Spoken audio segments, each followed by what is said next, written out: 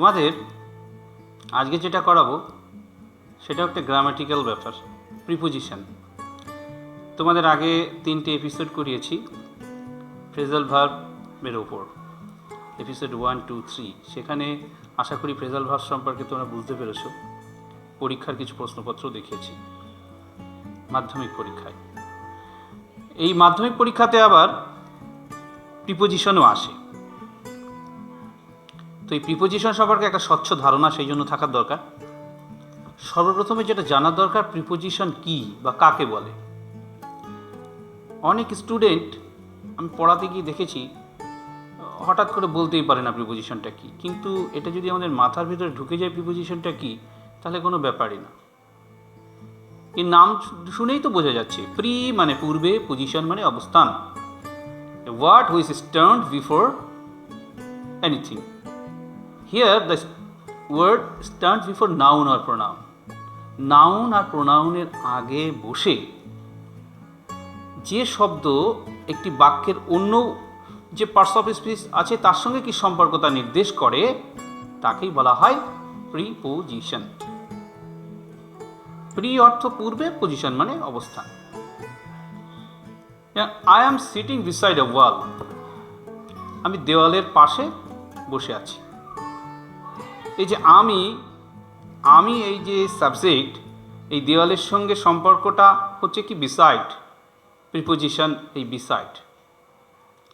এরকম আরও অনেক ধরনের প্রিপোজিশন আছে, যেমন ধরো between, among, on, at, of, before, after. এইগুলোর আবার মানে আছে, কিন্তু অর্থ আছে। আফটার মানে পরে, বিফোর মানে আগে, ইন তে বোঝাতে, অ্যাট কোনো সঙ্গে যুক্ত, অন উপরে, আবার তারিখের আগে অন বসে। এই যে ব্যাপারগুলো, এই ব্যাপারগুলো আমাদের জানতে হবে। আবার কিছু কিছু প্রিপোজিশন রয়েছে একই অর্থ, যেমন ধরো অন মানে উপরে, অ্যাভব মানে উপরে, আপন মানে উপরে, ওভার মানে উপরে। এগুলো কখন কীরকম ব্যবহার হয়, আর এইগুলোই আমাদের দ্বন্দ্ব লেগে যায়। যারা দেখছো বা দেখছেন তাদের প্রত্যেকেরই এমন একটা ব্যাপার কিন্তু রয়ে গেছে। এই বিষয়টা আমি আজকে দেখাবো। প্রিপোজিশন পড়ছি, আর আমি যেটা বলেছি সেটা হচ্ছে অন, তারপরে হচ্ছে অ্যাভাব, তারপর হচ্ছে ওভার, তারপরে হচ্ছে আপন। এইগুলোর সবগুলোর অর্থই হচ্ছে উপরে, কিন্তু কখন কোনটার ব্যবহার সেটা আমাদের জানতে হবে। তো আমি একটা ছক কেটে দেখাচ্ছি, তাহলে ব্যাপারটা বোঝা যাবে। প্রথমে আমি অ্যাভাব দেখাই। অ্যাভাব, অ্যাভাব মানে ওপরে। এটা কখন হবে? ওপরে, তবে ধরাছোঁয়ার বাইরে। উপরে তবে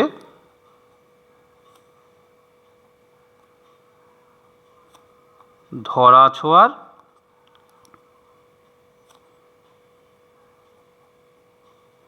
বাইরে। যেমন আকাশ, তারা, এগুলো কিন্তু অনেক ওপরে। এই অ্যাভাব তখন বোঝানো হবে যখন আকাশ বোঝাবো। তারপরে above our head, the sky is above our head, এরকম তখন অ্যাভাব ব্যবহার হবে। অ্যাভাব হলো। এবার ওভার। ওভার মাথার ওপরে কিন্তু গতিশীল, যেমন পাখি, ঘুড়ি, the bird is flying over our head হতে পারে। ঠিক এমনিভাবে ঘুড়ির ক্ষেত্রেও তো এই যে পাখিটা গতিশীল, সেই জন্য ওভার। এবার আপন, ঠিক মাথার ওপরে কিন্তু গতিশীল নয়, যেমন দ্য ফ্যান ইজ হ্যাঙ্গিং আপন আওয়ার হেড। ঠিক আছে, অন উপরে, কিন্তু স্পর্শ বোঝাবে। যেমন the book is on the table, the book is on the table. তাহলে আমরা এই যে চারটে ওপরে ইংরাজি জানলাম, অ্যাভাব, ওভার, আপন, অন, চারভাবে এদের ব্যবহার হয়, এটা একটা জানার বিষয়। এবার পরবর্তী প্রসঙ্গে আসছি, সেটা হচ্ছে ইন আর ইনটু। ইন আর ইনটুটা কি? ইন যখন ঘরের মধ্যে অবস্থান করছে তখন in. The boy is living in the room, the teacher entered into the classroom. ভিতর থেকে বাইরে, বাইরে থেকে ভিতরে, বাইরে থেকে ভিতরে, ইনটু। এই যে দেখানো হয়েছে বাইরে থেকে যখন ভিতরে ঢুকছে আর ভিতরে যখন অবস্থান করছে তখন in. The boy jumps into the pond, বাইরে থেকে ভিতরে ঝাঁপ মারল, এই ক্ষেত্রে ইনটু ব্যবহার হবে। আর একটা আমাদের আছে নিচে। নিচে ইংরাজি কি জানি আমরা? আন্ডার আর বিনিথ। আন্ডার যখন নিচে কোনো কিছুর স্পর্শ আছে তখন আন্ডার, কোনো কিছুর নিচে যখন স্পর্শ নেই তখন বিনিথ। এই হচ্ছে আন্ডার আর বিনিথ। নিশ্চয়ই বোঝা গেছে ব্যাপারটা। এই ব্যাপারটা যদি আমরা মনে রাখি তাহলে প্রিপোজিশনের এই যে সামান্য সামান্য ব্যাপারগুলো আমাদের সহজে ব্যবহার করা যাবে। আর যে প্রিপোজিশনগুলোর কথা বললাম, এই প্রিপোজিশনগুলো সচরাচর সবসময় ব্যবহার হয়।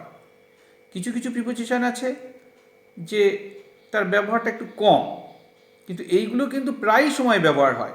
অলওয়েজ আমরা স্পোকেন ইংলিশ যখন বলি বা রিটেন ইংলিশ আছে তখন কিন্তু এইগুলোর ইউজ হয়। এই ইনের ব্যবহার হয়, ইনটুর ব্যবহার হয়, অনের ব্যবহার হয়। এবার এই ইন, এটা নিয়ে আমি একটা প্রসঙ্গে আসব যে কিছু কিছু অ্যাপ্রোপ্রিয়েট ওয়ার্ড আছে তার সঙ্গে ইন ব্যবহার হয় সেইগুলোর সঙ্গে, তো সেগুলো মনে রাখতে হবে আমাদের।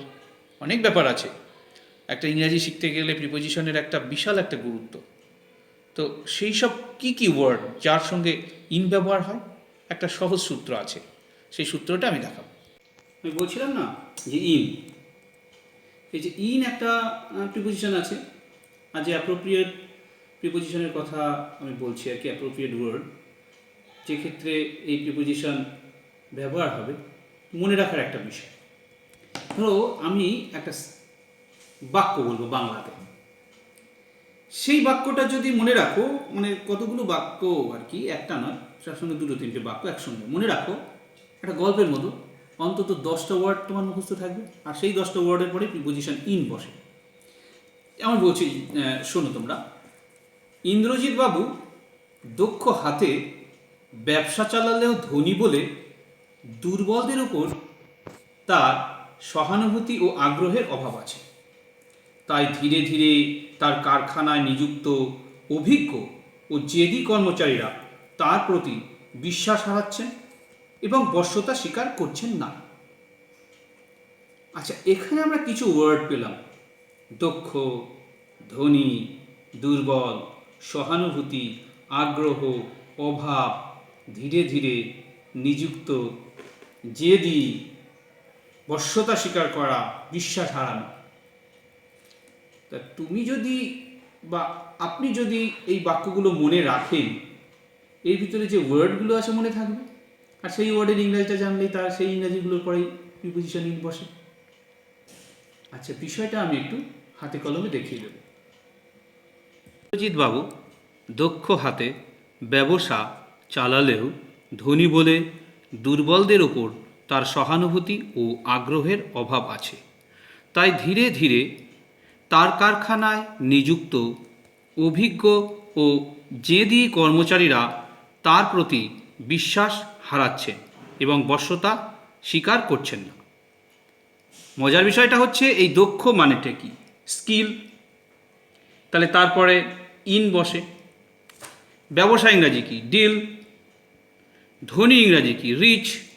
দুর্বল উইক, সহানুভূতি সিম্প্যাথি, আগ্রহ ইন্টারেস্ট, অভাব ল্যাক বা ডিফিসিয়েন্সি, স্লো ধীরে ধীরে, স্লো, নিযুক্ত ইনভলভ, অভিজ্ঞ এক্সপিরিয়েন্স, তো এক্সপিরিয়েন্স অভিজ্ঞ, জেদি, পারসিস্ট বিশ্বাস, ফেইথ বশ্যতা স্বীকার করছে না, বশ্যতা স্বীকার ইন্ডালস। তাহলে এই ওয়ার্ডগুলোর আমি যদি ইংরাজি জানি তাহলে ওর পরে সব ইন বসে। মনে রাখার একটা প্রক্রিয়া এটা আর কি, আমি এইটাকে মনে রাখবো। In is equal to Indrajit বাবু,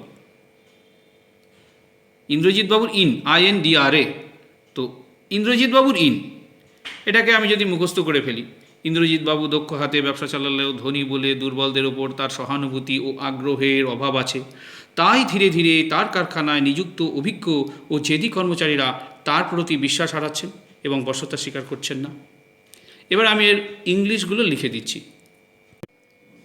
ইন্দ্রজিৎ বাবু দক্ষ হাতে ব্যবসা চালালেও ধনী বলে দুর্বলদের ওপর তার সহানুভূতি ও আগ্রহের অভাব আছে, তাই ধীরে ধীরে তার কারখানায় নিযুক্ত অভিজ্ঞ ও জেদি কর্মচারীরা তার প্রতি বিশ্বাস হারাচ্ছেন এবং বশ্যতা স্বীকার করছেন না।